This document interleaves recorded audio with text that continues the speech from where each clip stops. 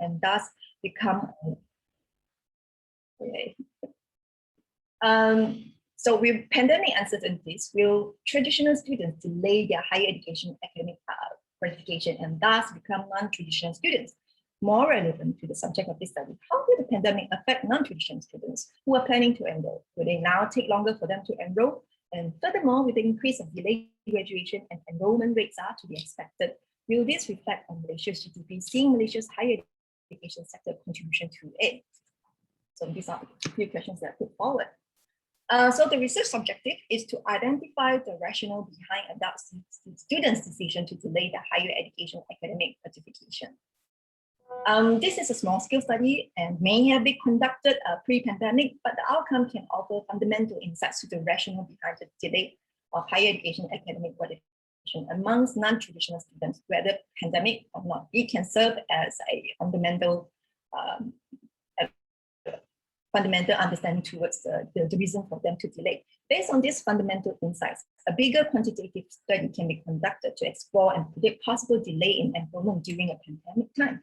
In doing so, higher education institutions can take measures to counter the possible delay of enrollment as well as deferment. It is pertinent we examine the rationale as obtaining a better degree not only has consequences impact on the individuals, but on Malaysia's vision to sire, to produce learned individuals for a prosperous nation. If you are aware, that is the vision of the Ministry of Higher Education. So what are the methodology that I've taken? This is a qualitative research. The research is explanatory research. According to Newman, and explanatory research is a research focused on identifying the cause and reasons for the study subject. This research is intended to understand and explain the adult learners' rationale in delaying their higher education gratification post-secondary or post-diploma. The purpose was not to provide a finite answers or generate pattern to the rationale, but rather to offer insights of the symbolic meaning that influence adult learners with the rationale. It was also not intended to be done in a rigid way, but to see the reality from the eyes of the respondents. And so the research employed qualitative method. It can offer abundant narratives that are pertinent to understanding of the subject's will. And as well, also the qualitative research is enable an appreciation towards the meaning individuals gave to their social or human problem. Using inductive reasoning, the research will study experiences of the respondents from the bottom up. Okay, so data collections. So who are the respondents? They are adult learners pursuing a bachelor degree. They are the students from the School of Distance Education in the University of Sains Malaysia. During lecture, I open invite for students in the lecture to participate in the research. They were called to contact me, not forced, of course. They were called to, and then 2 students contacted me, and then following that they snowballed. So they introduced 10 more respondents. So the locations of the interview were dependent on the students. So 11 were in Sarawak. So I traveled to Kuching, Bintulu, Miri, Limbang, which is border to Brunei, and 1 in Perak, to have a chat with them or to interview them more academically, to interview them. So in total, there were 12 respondents that responded to the research. So the data collection, it was done pre-COVID-19, appointment planned according to respondents' availability, as these respondents, they are adult learners, they are non-traditional workers, they have multiple roles. So it takes some management to manage the appointment. So they are semi-structured interview. Consents were collected and recorded prior to the interview. Interviews were not time constrained, but they do average between 45 minutes to 1 hour. They were conducted in languages that's most comfortable to the respondents. So we were going from English to BN to Chinese. So, but then mostly we in languages that's the most comfortable with the students, with the respondents. So subjective terms such as challenges, struggles were explained in the respondents most comfortable with to ensure cohesive understanding of the terms used during the interview. And then data is currently kept in and only researchers exposed. So what are the findings? So I split the findings into 3. One is more onto chart space. So these are the some backgrounds on the respondents, 12 respondents, so they are anonymously represented here. So R1, respondent 1, 2, 3, 4, 5, 6 until 12, in between 8 female and 4 males. And then the highest grade education that the students had was STPM or diplomas. So most of them,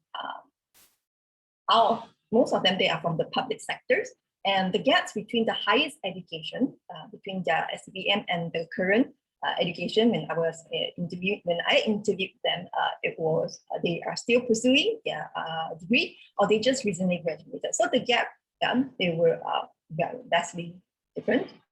Some were 3 years and some were 22 years. So some were like in between. So these are the primary rationale for delay of bachelor degree attainment at the time of dissertation. So when I was doing the, I think I probably missed out a slide about the analysis. So probably should go back a little bit to explain how did I get this data. Okay. Okay, so at first, sorry about this, I have to kind of like walk one step backward. So, of course, I went through like translation and transcription. So it's a thematic analysis. So to be able to describe the subjective meaning and cultural contextual message from the data.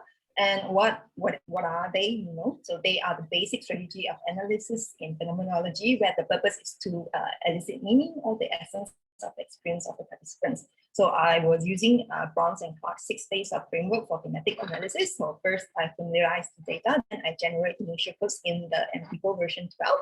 Then I search for the themes, and then I review the themes, and I define the themes and write down. And that's how I actually arrived at this chart here. Well, as I was saying, this is a qualitative research. It's not meant to be representative or to show pattern, but this is to generate a quick look at how they responded to the questions, as in that, why they delayed in the first place. And then I also identified at the same time, I noticed that, there were 2 phases of decision. First phase is at that time where they decided, okay, I will wait. And then another time, which is the later in life, which I observed that was not usually discussed in past research. So in a later in life, what's the reason that they delay? Because they are delaying it again instead of studying like immediately. But this time they didn't take that long. So the primary rationale for delay of bachelor degree attainment at the time of decision was, if we were to look at this color chart to make it easier for you all to quickly have an idea of what was the rationale. The green one represents the financial reason, financial rationale. The yellow one is actually the work, and the blue one is the family. There were 2 students when I interviewed them, right? They didn't actually consider about continuing their higher education. So that's why they was white here. And then later on, when they do decide to continue their education, the reason they wanted to do is because they want to have promotion, they want to be able to be promoted. And one is that she said that she has a lot of free time. So in that sense, she wants to improve herself. So yep. So there are 2. Observe there are 2 phases where they decide. First is the immediate, after the post-secondary or post-diploma, and then later in life. So you can see that financial reason is one of the major reasons that that is causing delay in pursuing higher education. So these are the key observations, the rationale behind the delay of bachelor degree attainment. Between the respondents, the average gap between their highest education, the time they began their bachelor degree, was 9.25 years. Only 1 respondent was from a private sector.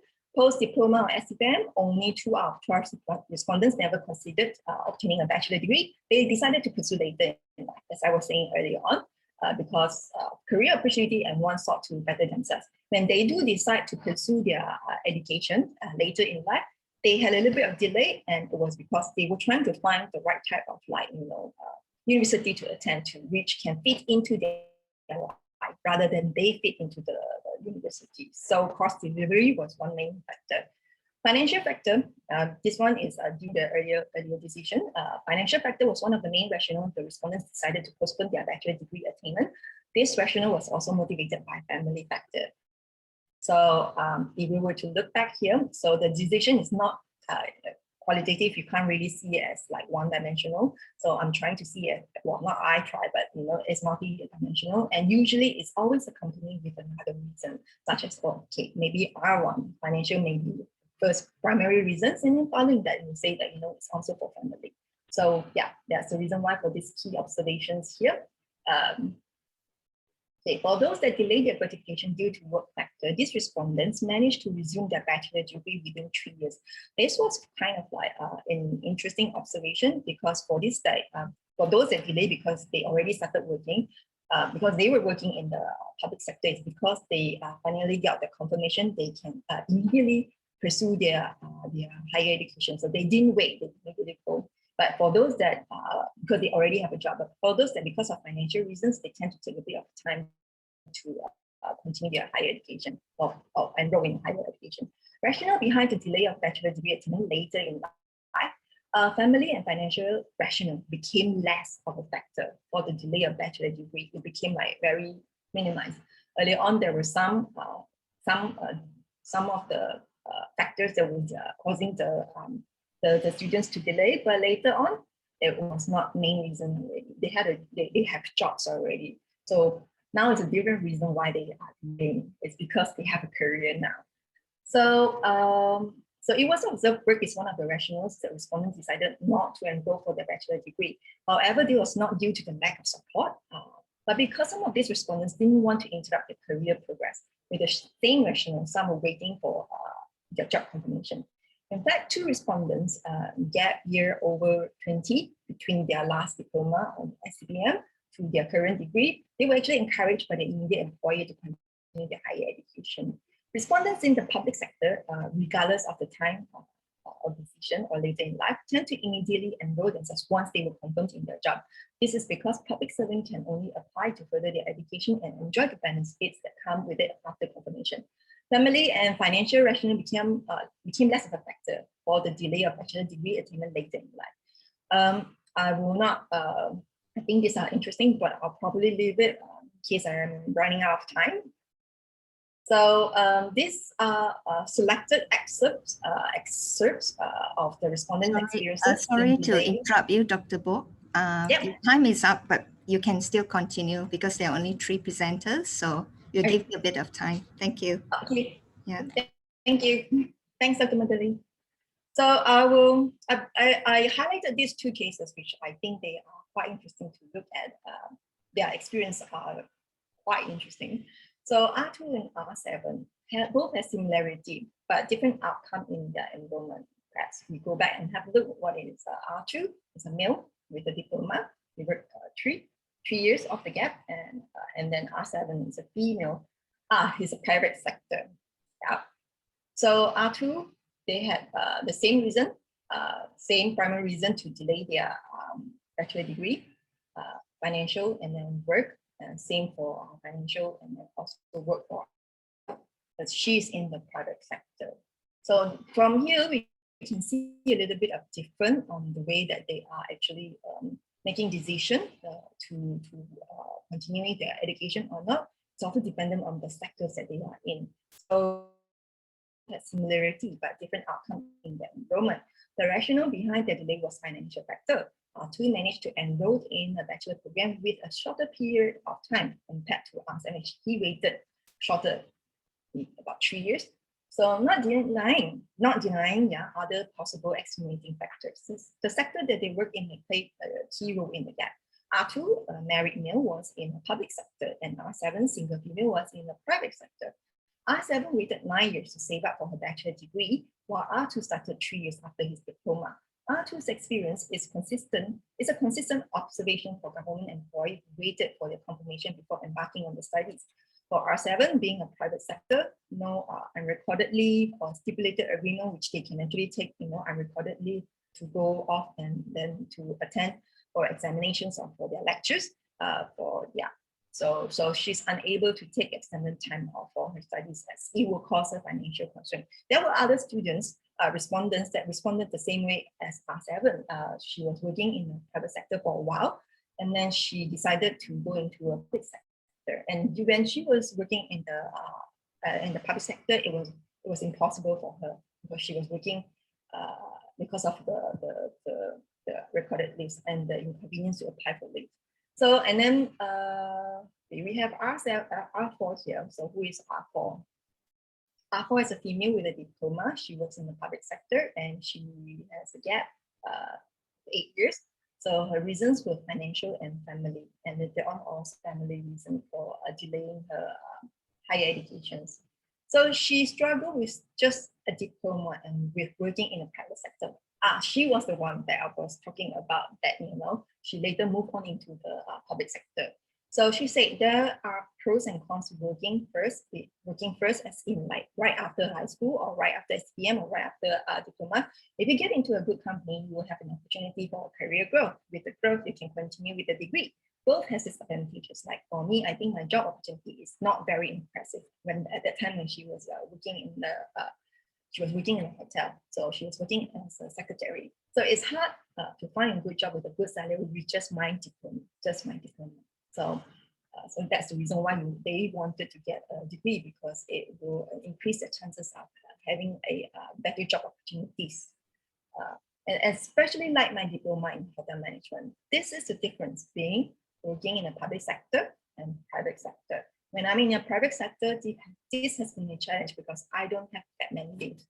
All right, so those were a few of the notable key observations. So these were the few selected excerpts in the, if this were to be written in the papers, of course there will be more. So I just highlighted a few. For financial reasons, I want to say that everyone's family background is different. For those that can't afford it, maybe they can continue. Mine didn't have enough money to further support my education. It's okay, I accepted the fact. And then he continued, I came from a big family. I have 8 siblings. I'm in the middle, so I have a lot of siblings. At that time, only a few of my siblings were working. I was a middle child and there were still quite a lot of them still studying, so I have to support them. So this is the second rationale in their family. So for R2, I have to keep my dream, getting a degree first until I saved up enough money to continue. It was my dream even before I started working. However, due to financial constraint, I had to start working. Furthermore, after starting working as a police officer, I was transferred to another location. So his second reason was work. So he wanted to start, but he can't because of work, because it was transferred. He was actually looking for a course already, but he can't start. Also for another reason, which I'm not stated, is he's not confirmed yet. So for R7, at that time, actually, yes, she wanted to continue her bachelor degree, but because of financial constraint, she started working. She said, I've always wanted to take a degree. I wanted to, but due to financial issue, I've made the decision. Okay, I will work and see how the work is first. And after starting working, I have to focus on working in order to save money. First, secondary rationale, but also financial reason. And then for those that decide to delay their higher education academic gratification due to work rationale, this is what they say.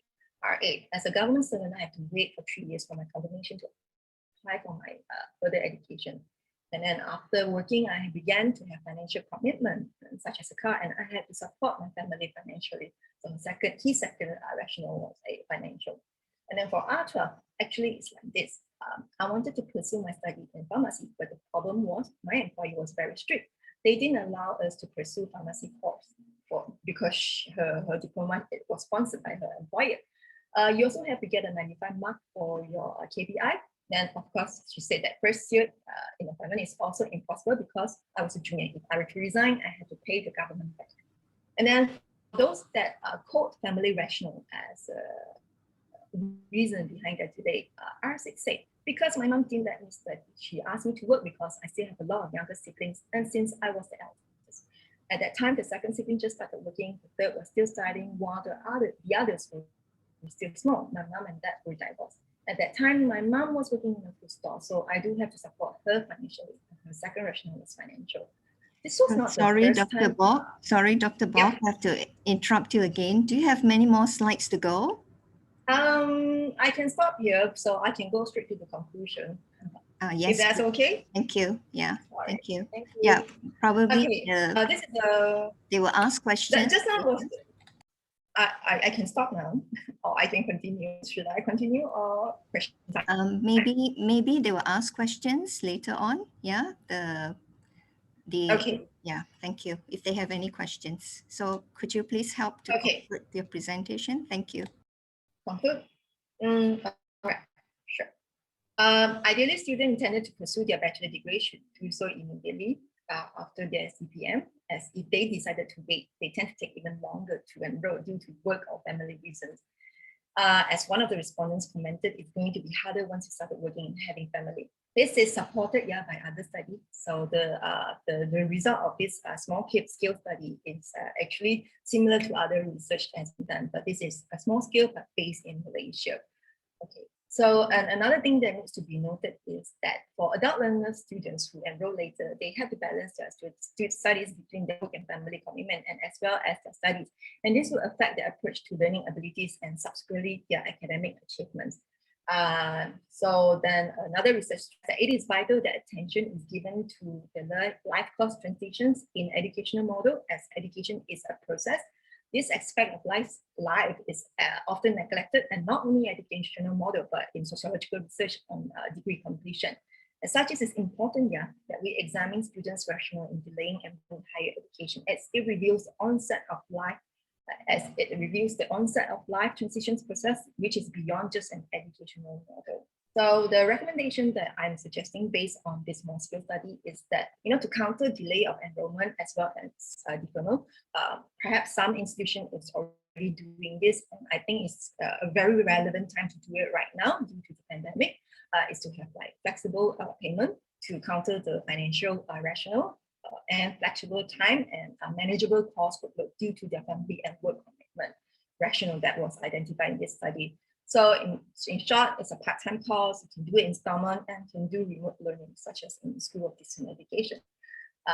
Higher education institutions to provide possible workable scenarios. So there are many students out there that are unsure what to do. So what the university can do, or education institution can do, is to provide a workable scenarios based on the countermeasurement. So perhaps in the future we can create a predictor tool based on the fundamental rationales they found with multiple variables, so that students can make informed choices. So it's kind of you put the information in, then try to find out how long is this going to take them for them to get a degree. So, and then of course, more importantly, active role employers, not just in the government sector, but in the private sector too, with of course the support of the government. I'm sorry I took a bit of the time, but that's all from me today. Okay. Thank you very much, Dr. Bok, for the presentation. So now we will open to the floor for any questions regarding Dr. Bok's study or findings. Anyone?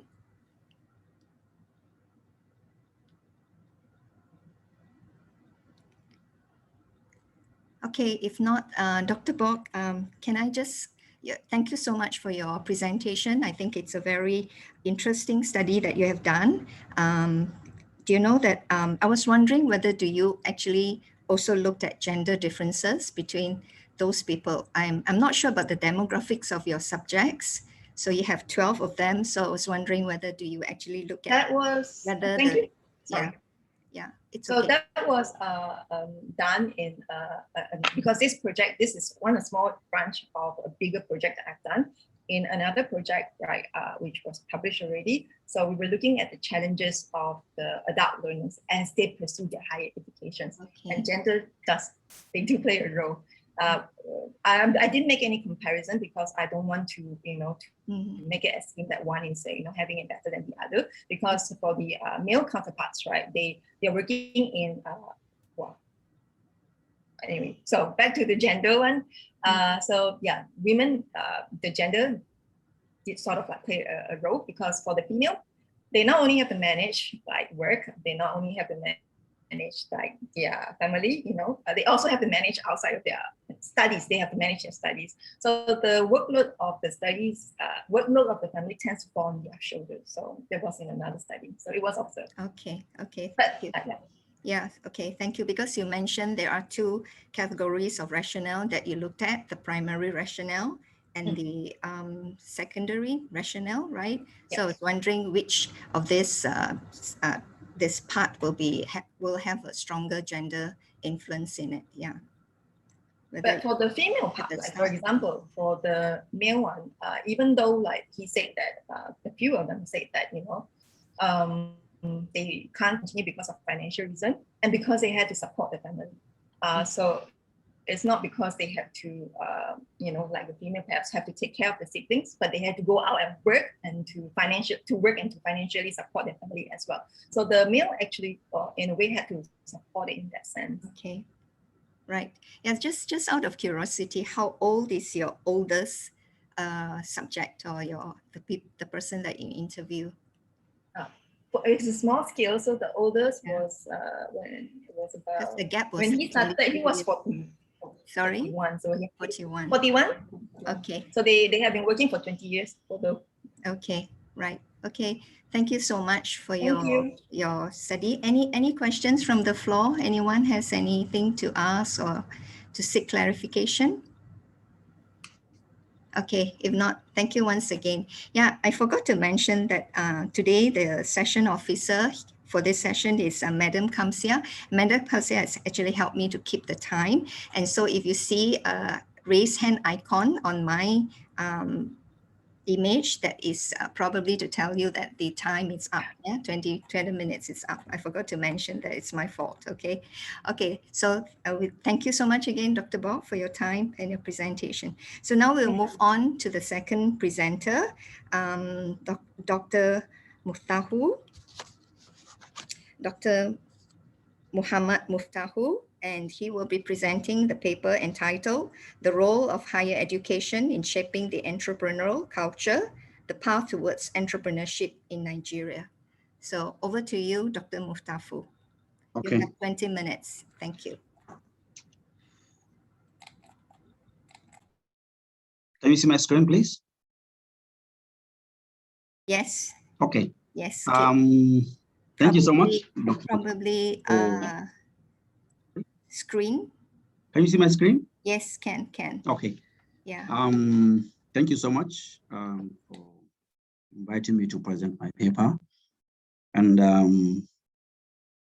my paper is a kind of a conceptual paper done through a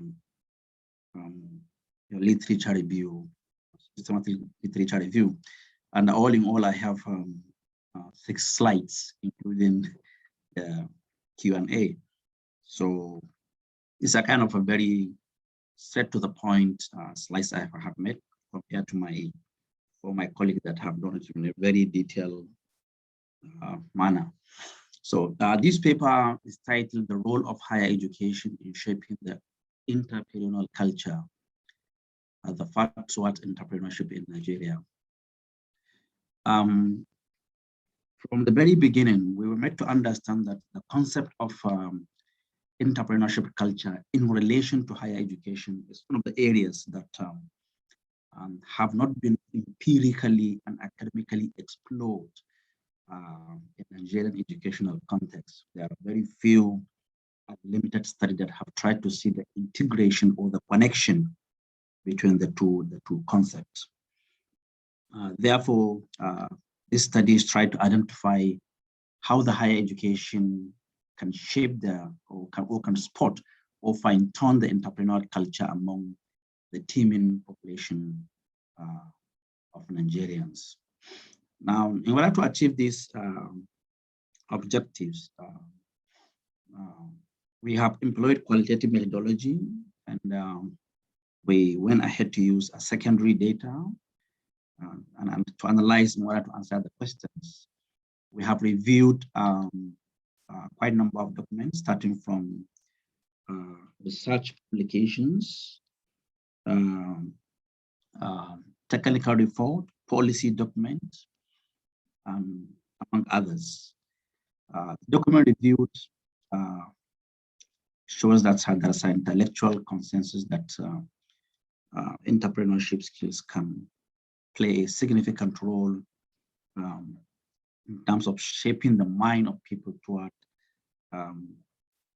entrepreneurship mindset. So we adopted a systematic literature review because we are dealing with secondary data, even though we got to do with some statistics, but still since the review is the major method, then we choose to leave it as a systematic literature review. Now, there are 4 key findings from this paper. One of them is that, yeah, it was established beyond reasonable doubt that universities and colleges, they have a very important role to play in terms of shaping the mind of citizens toward being entrepreneurial in nature.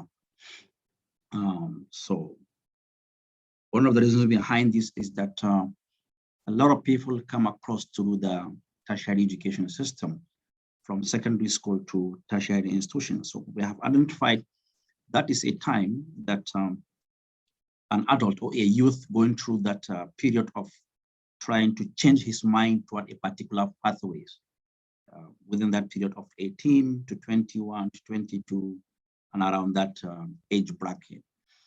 Similarly, this paper also indicates that there is need for academic sector to work in collaboration with different business industries to understand the talent needed and find spot on how entrepreneurship culture could be developed. Now, from the findings of the study, we were meant to understand that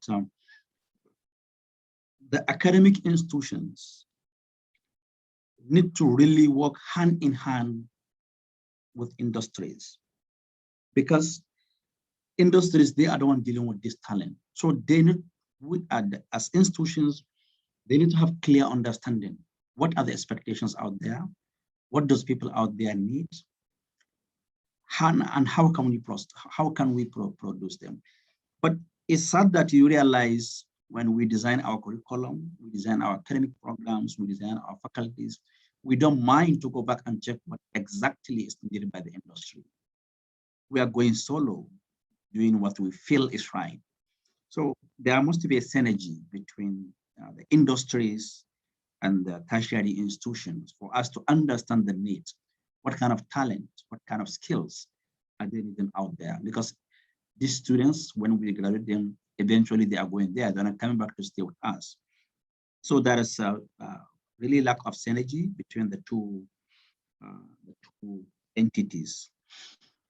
And similarly, several studies have shows that one of the major problems is clear policy of entrepreneurship education. Quite a number of countries have a clear blueprint, clear policy, clear roadmap when it comes to the entrepreneurship education, because everybody has met to understand the importance and the significance. I can remember in Malaysia, there's a policy that you need to undertake 1 or 2 courses at undergraduate level that has to do with the entrepreneurship. We have that policy in Nigeria, but it's not imposed. I mean, it's not really effective. So, and we were meant to understand changing someone to become an entrepreneur is beyond taking just 4 credit unit course. It's just beyond that. A clear, rigorous, and determined policy to be put in place, not just simply 4 credit unit. You are doing degree in biology or in geography or in history, so you need to take 4 credit hours for you to become an entrepreneur. That doesn't seem to be realistic. Doesn't seem to be achievable, and doesn't seem to be in line with changing the mindset of people on how to become more creative towards sustaining their life. So there was a really lack of clear policy between the government to institutions and institutions to industry, because these are 3 entities that have to work together. The government itself, when I say the government, looking at the Malaysian context, we can see, example, the Ministry of Higher Education or the Department of Higher Education, then the universities and colleges, then with the industry. So there is no clear synergy between the districts. So hence the study recommend an initiating of a clear policy framework that will operationalize tertiary education and industry collaboration for the development of entrepreneurship culture and mindset among the Nigerian population. So one of the key findings we have made is that there should be a very clear policy. The government should come up with a clear policy to define what is entrepreneurship culture in that context? What is entrepreneurship mindset in that context? What is the role of universities? What should universities do? What should colleges do toward changing the culture of people to become more entrepreneurial in nature? We all have to agree, we all accept that entrepreneurship now is one of the way forward, looking at the fourth industrial revolution. Skills matters a lot, even though we are not saying that skills acquisition should replace higher education. They are two different things. But by the way, we all agree that we are now living in an age and time that skills matters a lot. We have seen a lot of international or multinational companies are removing degree as a qualification for giving a job. Microsoft have done that. I think Apple or Facebook, also one of them, have do away with degree. They want to see your skills. What do you have to offer? Then you come in. Now people raising to the level of manager at Microsoft. Microsoft, when they don't have degree. So this shows that the entrepreneurship skills has come to stay, and we have to live with it. Therefore, the government need to come out to accept this reality, come up with a clear policy on how this will be operationalized at the institutional level. So these are the key major findings and recommendations. So the paper was quite very brief and straight to the point. We haven't put a lot of tables of the data we analyze and the articles we have reviewed, the policy document we have reviewed, because I thought the presentation would just be like 5-10 minutes. So I try to compress and summarize everything as much as I can. So thank you very much. Please, the floor is open for discussion on the paper. Rather than questions, I prepare discussions. Okay. Yeah. Thank you very much, Dr. Muftahu, for that very short and sweet presentation. Right. Any questions from the floor?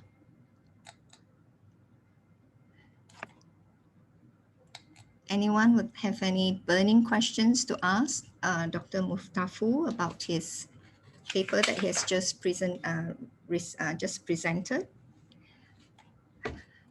Okay, if not, Dr. Muftahu, may I ask you a question about Nigerian context, right? Yes, please. Yes, Sorry, please. I'm not so familiar. I'm not familiar at all with Nigerian higher education. Yeah. Do you have courses such as entrepreneurship courses like we have in Malaysian universities? Do you have it in your universities? Do you offer such courses?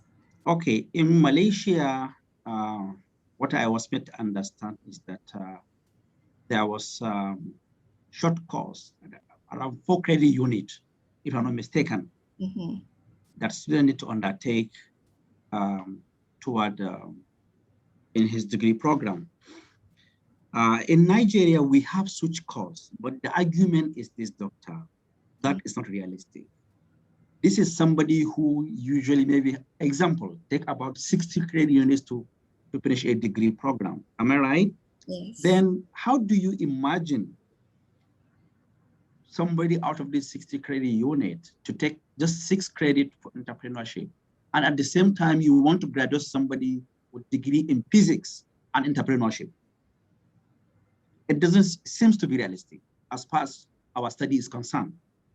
So the courses are there, even in the Malaysian context, but it's too little to change the mindset. It's too little to give the training. It's too little for people to understand what entrepreneurship is all about. So what we are saying is, now there are different models of this kind of entrepreneurship degree. One of them is, they call it in Finland, or I think Finland or Germany, industrial-based degree. Industrial-based degree is a kind of degree that someone will spend 2 years in the university and 2 years in industry. I think a lot of universities in Malaysia are already putting proposal to the ministry and MQA for that kind of program. So that seems to be more realistic. So we have that similar course of Malaysia, where student will take like 4 credit or 6 credit during his degree time. But what we are saying, doctor, that's not realistic. That's not enough to change the mindset, because entrepreneurship is a process, not an event. for someone to have an entrepreneurship mindset, entrepreneurship thinking, entrepreneurship culture, it should be a process. It's not an event that you can just take 2 courses or 1 course, 4 months done, then you're expected to go out and become an entrepreneur. It's a process, have a lot of stages: training, orientation, practice, failure until you get it done. So I don't know if I answered your question. Oh, yes, to some extent, yes, because I'm just curious whether the courses would be able to help to sort of like inculcate the values, like for example, gender differences. If you were to take courses on gender, probably you will be exposed to some of these things about gender awareness, differences, awareness on gender differences and so forth. So I do see as courses that students take can also make an impact on their values in the long run. So for me, I think entrepreneurial culture, does it really mean that you will become entrepreneurs when you leave the universities, or is it to have that concept of entrepreneurial orientation so that even if you work in corporate sectors, now you have heard of corporations who want their workers to be entrepreneurial in that sense, Okay, thank you, Doctor, for this question. Yes. This is where the problem lies, because the policy, even in Malaysia, if you find out the document, the intention was, after your degree, if you couldn't find a government job, you should be able to establish a business. And how is that realistic with just 4 unit costs? You understand the problem. So, like what you have just said, it should have make an impact. Nobody is saying that is not correct. I absolutely agree. But the intention of the course is that when eventually you graduated as a graduate of geography and you couldn't find a job, you should use that skills you have learned in 2 courses to start a business. That is the mindset. It's not about putting your corporate culture, corporate mindset. It's no. The course intention was specifically to train you. If you couldn't find a job, then you already have done a course on entrepreneurship, go and start business. That's why we are saying the objectives of the course are not realistic with the course. I'm not sure if this makes sense to you. Okay. Any comments or any input from the floor? Anyone would like to comment or take this discussion a bit further or clarify? Dr. Meg, Shariza here. Thanks, Shariza. Yeah, please. My question is to Dr. Muftahu is there any work being done to link with the primary and secondary school within the context of, because we're talking about change of mindset and all that. So it has to start as early as possible. It cannot just start in higher education. So it must start since primary school or secondary school. So my question to Dr. Muftahu is there any work been done for this or not in the Nigerian context? Well, as far as I know, we have what we call the technical schools at secondary school level. So when a child finishes his primary school, there's choice whether to go to technical school or conventional schools, where the conventional courses such as history, geography, biology will be taught. While we have the technical colleges where chemistry, physics, carpentry, electrical and electronics, computer engineering are being taught. So now we have this. But when it comes to a national policy that integrates the entrepreneurship culture, we doesn't have it. It only starts at the university level. But as I said earlier, at secondary school level, we have those schools. And those schools were there for a long time, even before the recent policies on entrepreneurship. So as a framework, linking primary, secondary, and tertiary education policy on entrepreneurship, we doesn't have it. Did I answer the question? Hello? Miss Sharon. Thank you, Dr. Muftahu. Yeah, did I answer the question? Yeah, kind of. Yeah, thank you. Yeah. Okay. Are there any more questions? Yeah, I'd like to ask. Okay, yeah. Yes, Dr. please. Halimah here. Yes. Is entrepreneurship a new culture in Nigeria? Is it when we can? I'm talking about disconnecting it from higher education, from education, as a culture on its own. Is it new, or how is it viewed in Nigeria as a policy and all that? Okay, first of all, entrepreneurship has been there for a long time, but informally. Now, the government is trying to integrate it into schooling system. Now, when the government realized the importance of this integration, then they come up with different policies, putting certain courses, certain topics, certain syllables within each and every degree program. If someone is taking degree in biology or degree in geography or degree in physics, there are certain elements of entrepreneurship courses that he has to go through. But as a culture, it has been there for a very long time. Only that now they want to integrate it into a formal education system. But the practice has been there for many years. People have been doing that. People have the mindset. People have the practice. People are doing a lot of their businesses, but informal. Now, the whole intention, the whole idea is by integrating this entrepreneurship culture into the formal education system, like I mentioned earlier, the intention was to have a graduate with entrepreneurship mindset in such a way that in the event that they couldn't be able to find a job, a government job, example, which is the kind of mentality of every single person once I graduated from university to get a government job. So the intention of this integration, when people graduated from the university, they couldn't able to find a job of their choice, or they couldn't be able to find a job with the government. They can use that mindset or that training or that orientation they have gotten within the university in order to start doing something for self-reliance. Did I answer the question? Yeah. What I could suggest is this.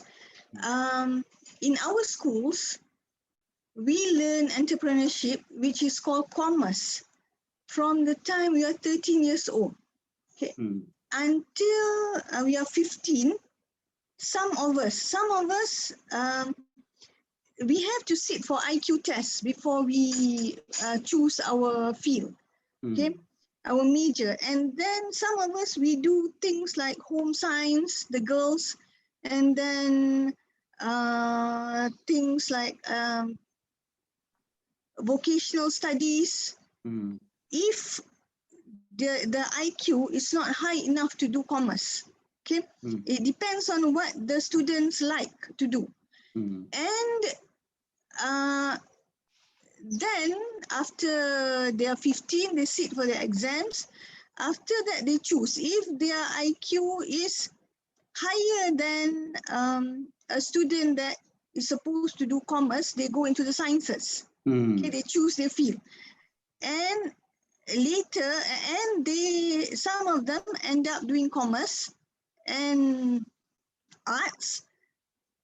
At a certain level, after 2 years, if they don't qualify for university, they do economy in school for about 2 years with other subjects like geography and history. And then they go into university and do entrepreneurship, commerce, business, and all that. But it is integrated into the syllabus, into the school syllabus. Okay, Doctor, actually, I have to admit that this is something we are lacking in my context. We don't have this kind of an integrated practice where the entrepreneurship is being started at early age. But what we had there is technical schools. These technical schools were specifically designed or established to train people on technical education. What I am not sure is this. I am not sure whether at the primary school level, when students are graduating, I am not sure whether there's a particular exams the students took to determine whether they are going to technical school or they are going to conventional school. That one I am not sure, because that's not my area and I haven't checked on that. But we have technical school, but I can say clearly that we don't have this kind of a very comprehensive and integrated system we have in Malaysia, where I start from 10, go to 10, do exams, go to university, choose either technical education or, whether entrepreneurship or go to economics or other conventional degree. We don't have that that comprehensive integrated system like that of Malaysia. Okay. Yeah. Okay, does that answer your question, Dr. Halima? Yeah. Thank you. Clarification? Yeah. Okay, any more questions from the floor? No, if not, then we will move on to the third paper by Dr. Muhammad Muftahu as well. The title of the paper is "What Does the Shift to Digital Learning Environment Mean to the Future of Higher Education in Nigeria?" Over to you, Dr. Muftahu. You have okay. Thank you, Doctor, for inviting me for the second time presentation. As I did earlier, I also did this one very brief and straight to the point, like the earlier presentation, not knowing that I will have ample time to present a lot of information. So as we can see, the title of the paper is "What does the shift to digital learning environment mean to the future of higher education in Nigeria?" Digital learning has often considered a global trend, even prior to the development of sophisticated technologies in the modern web. While many nations around the world, especially the West, have embraced digital learning recording promising benefits, countries like Nigeria are finding it quite challenging to fully shift to the new paradigm, the so-called digital learning environment. So this is the whole rationale and the whole philosophy of why we see that we have a challenge at hand that we need to look to and see what is the way forward, or what can we provide as an academics toward offering recommendations toward the acceptance of this reality and the preparedness to deal with it. So the intention of the study is to identify different essential measures that needed to be taken to develop successful transition process to digital learning environment for the future of higher education in Nigeria. We don't have to mention how COVID-19 is changing the learning environment to digital, to online or to digital per se. We have experts here from School of Distance Education. I believe they can tell, because before the COVID, they are already there, and now both of us are in the same ship.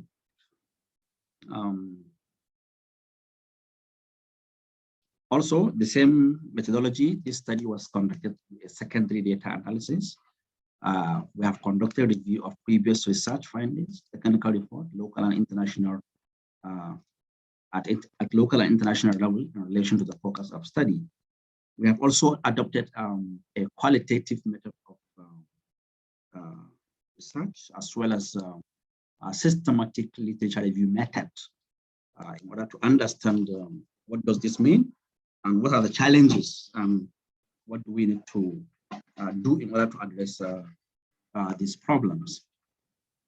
Now, in summary, there were two major findings.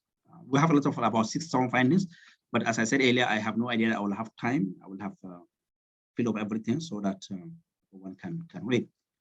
So the findings of the study shows that digital learning environment has become inevitable and implies several components, such as the readiness of higher education institutions, academic staff willingness to accept technological change, and the attitude of students, and as some among the parents, challenges affecting the current trend of the future learning transformation in Nigeria.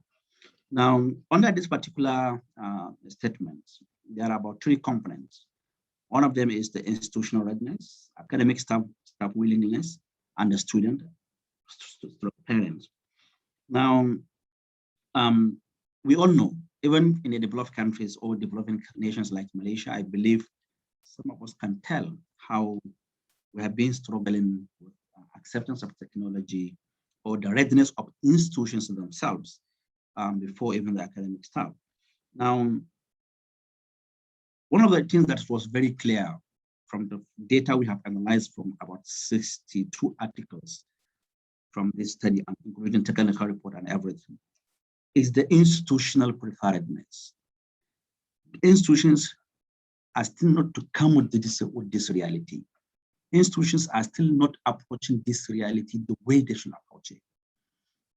Now, at the same time, academic staff, they are also having challenges. We all know how academics can be so resilient when it comes to accepting changes.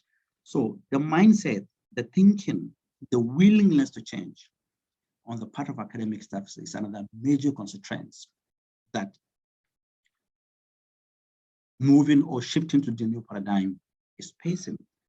We also have the students.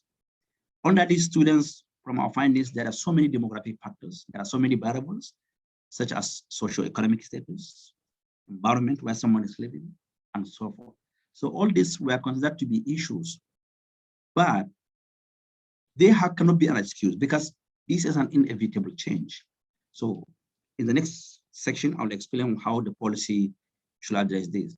So these are the three major components we have realized as stumbling block towards this paradigm shift.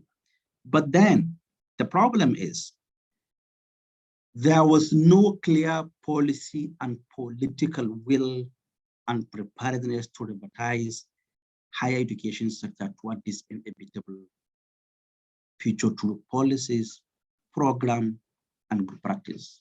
Underline the three words: policy, political will, preparedness.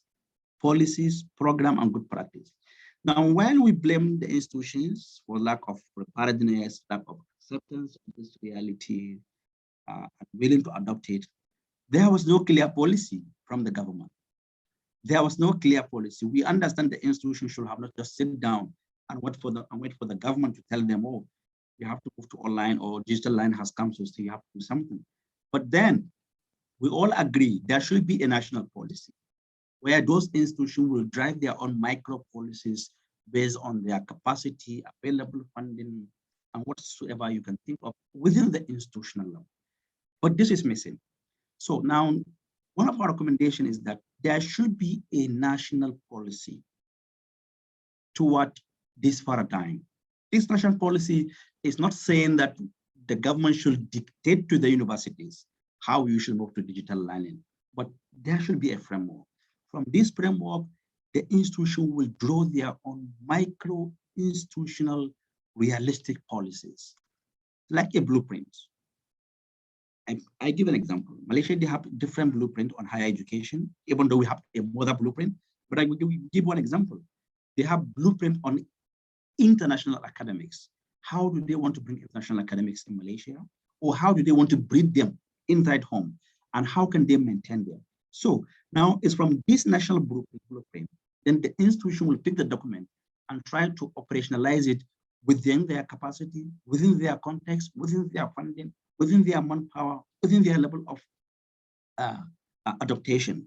So what we are saying is there was not even a national policy framework that should guide these institutions through policies, programs, good practices. So while we encourage the institutions, while we talk to institutions, while we emphasize institutions should get ready to move on, we still agree that there should be a national direction. As I said earlier, this national direction is not meant to dictate universities. University A, you have to do this in the next 10 years, you have to get there. University B, you need to do this, and get here by 9 years. No, what we are saying is the government should show some element of commitment by policy or by programs or by good practices. So when there is this, one of these three, it can be a policy, it can be a program, it can be a good practice. The government may say, okay, fine, whosoever managed to do this within 5 years, we give him this as a reward for motivation. That's a good practice. So the government doesn't You don't have to create a policy paper. But they said, any university that's managed to run half of their academic programs online in the next 10 years, they will get a grant of so amount of millions of ringgit. That is a good practice. That is a motivation. It's not a it's not a policy of do this, do that, and it's up to you. So we are saying that while we insist, we encourage institutions to do their part, there should be a clear national policy capturing the institutions, capturing the students, and capturing the lecturers, and capturing the parents. So these are the two major findings, but there are about 6 findings. But I think these are the two key findings as far as the paper is concerned. So thank you so much. As I said earlier, I'm sorry for giving details. I was not aware that I will have an ample time. I will have prepared like 10 to 15 slides to give a quite detailed presentation. Thank you so much.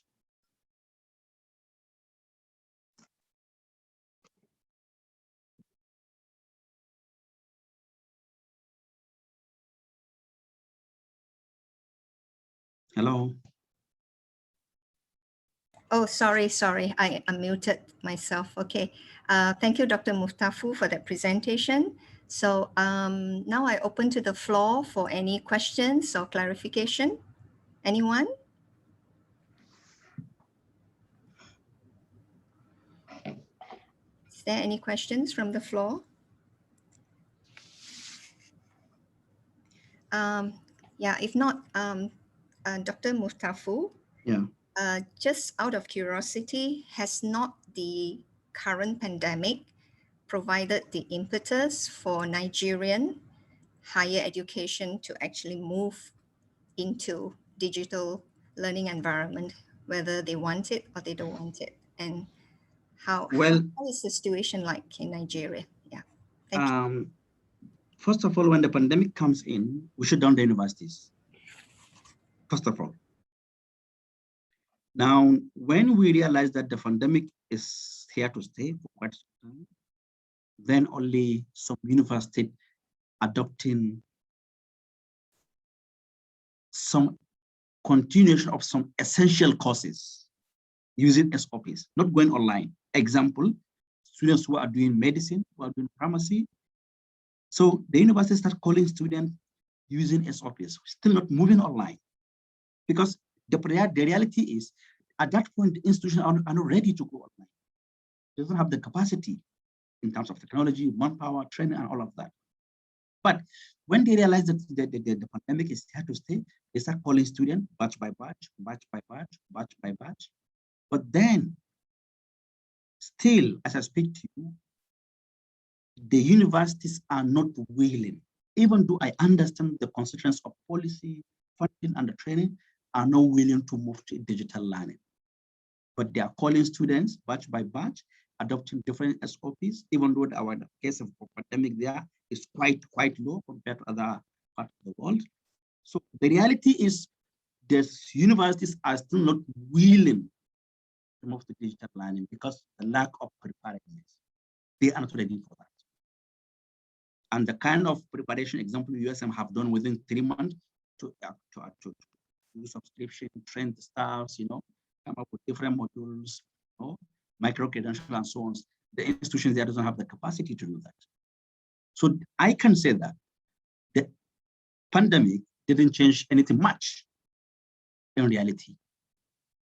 I don't know if I have addressed your question. Thanks. At least I have a better idea of the situation in Nigeria. Yeah. Personally, do you actually believe that this digital learning environment is for every student? No, I don't believe. No, I don't believe that, doctor. I don't believe that for so many reasons. Yes. Reason number one is I'm from social science. I believe in humanization of education. And one of the variables of humanization of education is that human touch in the university. Are you getting me, doctor? The human touch, the mingling with the environment. So I don't believe that getting a degree online is even compared near to getting a degree in a conventional education system. In my opinion, digital learning will never replace conventional education. So we have to come up with a kind of a hybrid education system that will serve the purpose between digital learning and conventional learning. But as far as I'm concerned, digital learning or online learning will never replace or will not replace the conventional learning. I feel like giving people degree online is just like giving person information, but that human touch is no longer there. Okay, I'm totally with you on that, Dr. Muftahu. And I think that probably these two, the conventional learning and digital learning environment, would do well, in terms of complementing each other rather than a substitute. Yeah. Exactly. Exactly. But in cases like during the pandemic and the lockdown, we don't have a choice, right? Yeah. True. Okay. So any more questions from the floor? Okay, if not, then we will conclude this session, session 3. But before that, can I ask you to switch on your camera so that your video, so that we will be able to take a group photo? Thank you very much.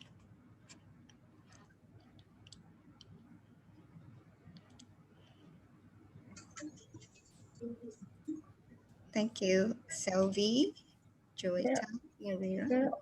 Already? Okay. Desmond. Okay. Dixman. 1, 2, 3. Okay, thank you. Okay. Thank you so much, everyone, for attending this session. And thank you so much for the presenters, Dr. Bok and Dr. Muftahu. And stay safe, everyone. Keep safe. Take care. Okay, bye-bye. Thank you. Bye-bye. Yeah.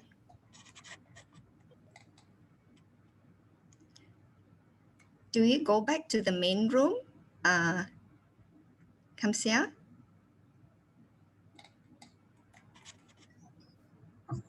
Can go back to the main room. I think we can join the other session because they are not finished yet. Okay, thank you. Bye.